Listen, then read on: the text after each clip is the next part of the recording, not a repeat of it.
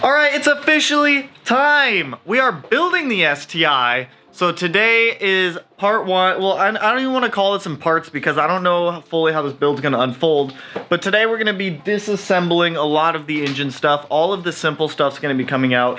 Charge piping, intercooler piping, secondary air pump stuff.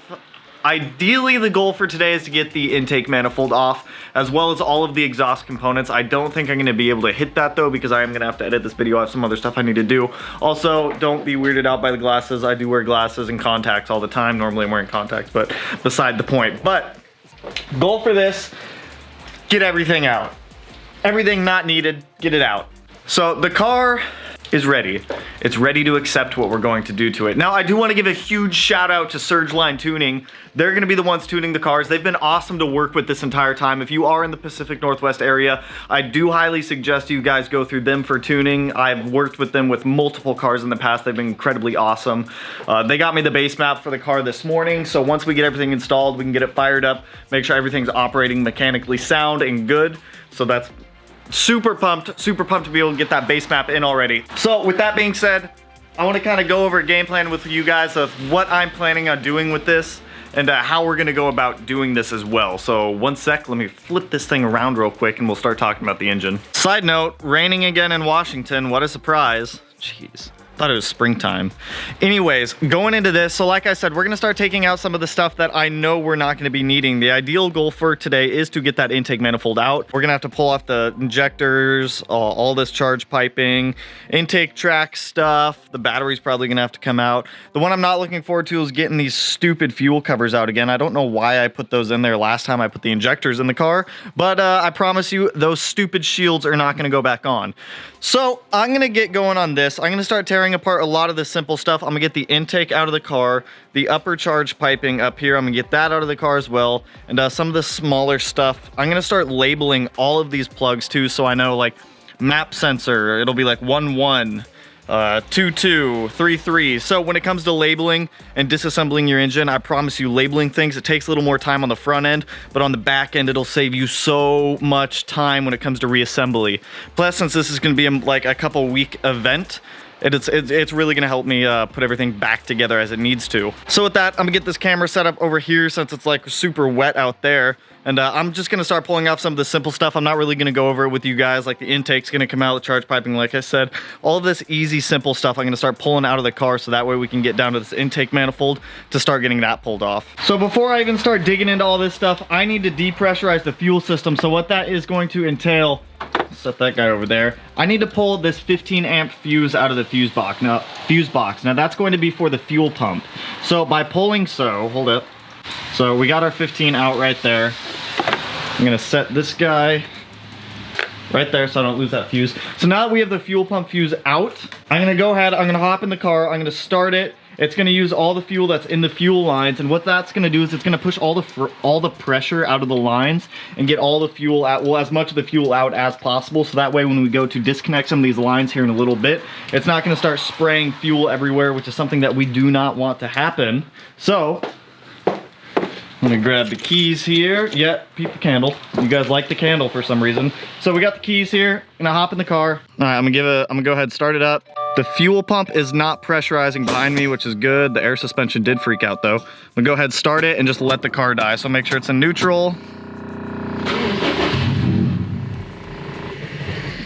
Look at that, it died super quick. I'm gonna go ahead and try to start it one more time. Perfect, nothing happened. So we are clear of fuel pressure now out of the car, so that way we can start going and pulling all of the lines off over here.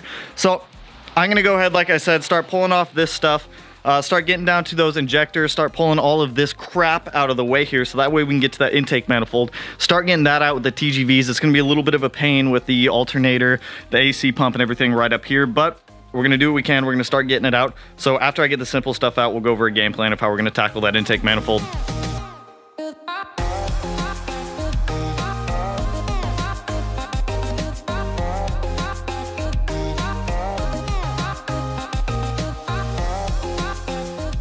So we're making some good progress. It's been about a half hour and I've got a lot of this crap out already. We still have more stuff to take out before we even get to the intake manifold, but I do want to show you guys what I've already taken out of the engine bay and kind of set aside. So this is kind of where the engine bay stands right now. So we have the battery out of the car. We've got all the upper charge piping out of the car, the intake out of the car, the secondary air injection pump, and the stupid tubing that runs to the back of the block, as well as some other minor miscellaneous things. Now, this is what I was talking about whenever I said like label things. So I'm just putting a little piece of blue painter's tape labeled with whatever these electrical plugs are going to. So that way when I come back to it later, it's gonna be super simple, super quick to go through here and just start replugging everything back in. So what I'm gonna do is I'm gonna start working from the passenger side of the intake manifold over to the driver's side. So I'm gonna start up here. I'm gonna pull the throttle body off. I'm gonna set that aside just so that that gasket back there doesn't get damaged. If it is still usable, we'll reuse it. If not, I do have an extra one that I ordered, so that way we can throw that one on.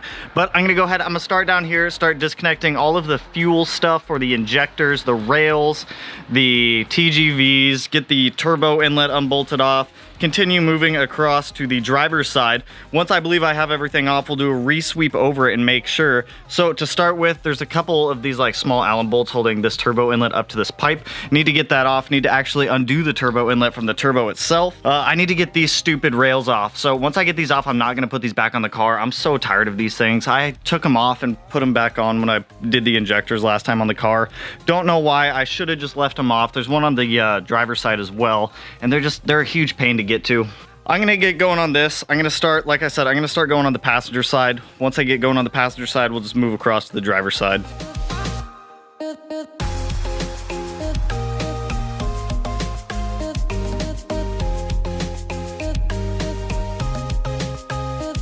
All right, so I've been going at this for a little while. I kind of went a different route than what I had initially talked about from going left to right. So I kind of just started in the middle and the back, pulled the throttle body off, pulled all the hoses off, all the bolts out. So what I've been doing is whenever I pull a bolt out, I've just been putting it back in the exact same spot. So wherever something is coming out, it's going back in. So that way all the bolts are going to their appropriate places when we go to reassemble things. All of the vacuum hoses back here have been pulled off. Everything has been properly labeled. So that way when it comes to reassembling everything, that's why you see so much blue tape everywhere, is I've been labeling everything as I'm going through this, so that way when we go to reinstall everything, it's going to be extremely easy to do so. So what I need to kind of do now is I need to get these fuel lines away from the intake manifold here. So I've already kind of unbolted them there. These are just quick disconnects, so I'm just gonna pop one off. I'm gonna grab a couple rags, I'm gonna soak them down here so that way when the fuel comes out, we can at least catch it, and I'm gonna let it drain for about 5-10 minutes to be able to get any fuel pressure that's still left in these lines out of them. Pop these guys off, throw some rags down underneath of them, get these fuel lines off of here, get the fuel out. Once we get those fuel lines away from everything, we can continue taking the intake manifold out. Now, since I've already gone through and pulled off all the vacuum hoses and whatnot in here, and I'll show you all the locations of all hoses, every bolt once we get the intake manifold out, so that way you can see it when it sits on the bench over there. I'm gonna get these fuel lines out, and then we just have the bolts holding the manifold to the TGVs, and then we can start popping that off. Oh, and I guess I have to get these stupid death rails off still on both sides, so yay. So let me get this fuel drained and then we'll keep going.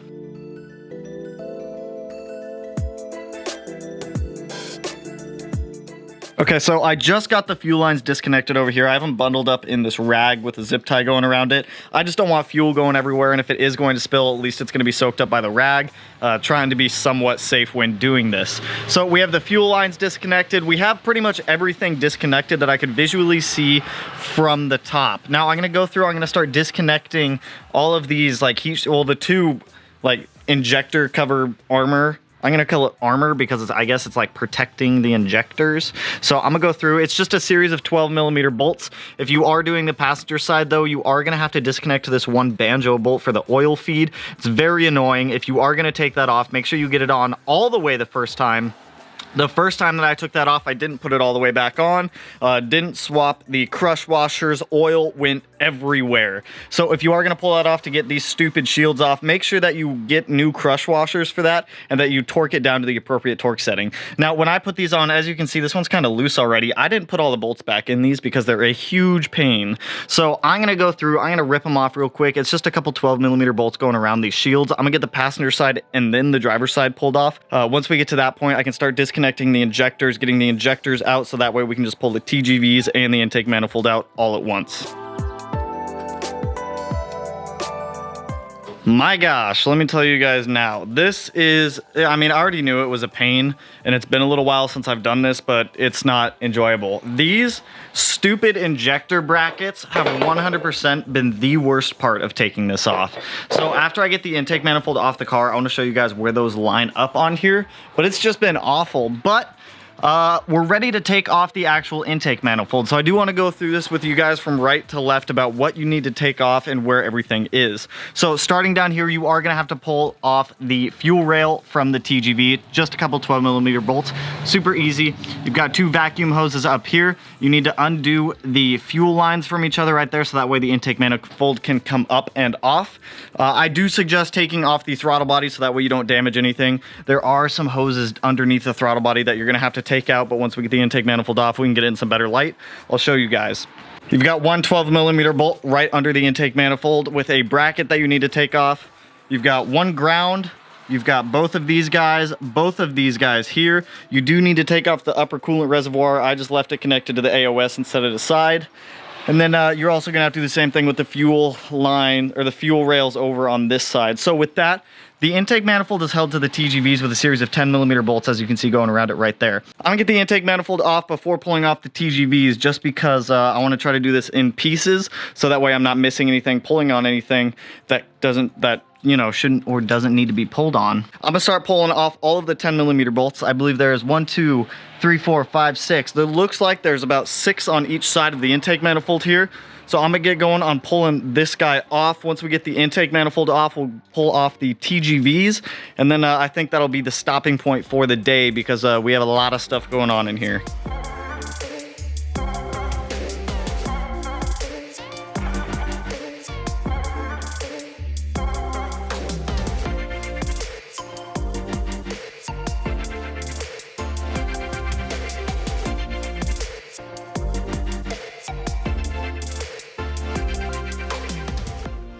Okay, so now that I actually have the intake manifold off the car, I can show you guys every bolt, every vacuum line, everything that needs to come off of this to get this thing out. So starting from left to right here, so up here is where you have your coolant expansion tank. There's gonna be these 4 bolts on top that you're gonna have to take out. 2 of them are for the coolant expansion tank, 2 of them are for brackets, so you're gonna have to pull those 4 off to be able to get them out of there. This is gonna be the bolt for your turbo inlet. You're gonna have to pull that off too. Don't like you. So actually that was the easiest turbo inlet removal I've ever done. That thing just came right out. But you are gonna have to pull this 1 bolt out. It is just an Allen key, super easy. You've got a bracket up here for the boost controller section. You've got this guy down here, which has a bracket on it as well. You have this vacuum line here, and then you've got, actually that's it on the front of it.